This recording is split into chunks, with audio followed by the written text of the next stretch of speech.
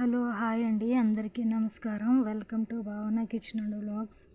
అందరూ ఎలా ఉన్నారండి? మేమైతే చాలా బాగున్నాము. మీరందరూ కూడా బాగుండాలని కోరుకుంటున్నానండి. ఈరోజు మా ఇంట్లో ఈవినింగ్ స్నాక్ కింద నేను అలసందలు ఉడకబెట్టి పోపు పెట్టానండి. చాలా కమ్మగా రుచిగా చాలా బాగుంటాయి. పిల్లలు చాలా ఇష్టంగా తింటారు. ఇక నేను ఒక గ్లాసు అలసందలను బాగా ఉడికించుకున్నానండి. ఇక్కడ పోపు పెట్టుకుంటాను. పచ్చిమిర్చి, ఆనియన్, పోపు దినుసులు వేసుకొని నేను బాగా ఆయిల్లో ఫ్రై చేసుకుంటాను. అలాగే పచ్చి కరివేపాకును కూడా వేసుకున్నానండి. ఇప్పుడు మనం ముందుగా ఉడికించి పెట్టుకున్న అలసంద గింజలను కూడా వేసుకొని ఒకసారి బాగా ఆయిల్లో ఫ్రై చేసుకోవాలండి. చాలా కమ్మగా రుచిగా ఉంటాయి. ఇంతేనండి, సింపుల్ అండ్ టేస్టీగా ఈవినింగ్ స్నాక్ రెడీ అయిందండి.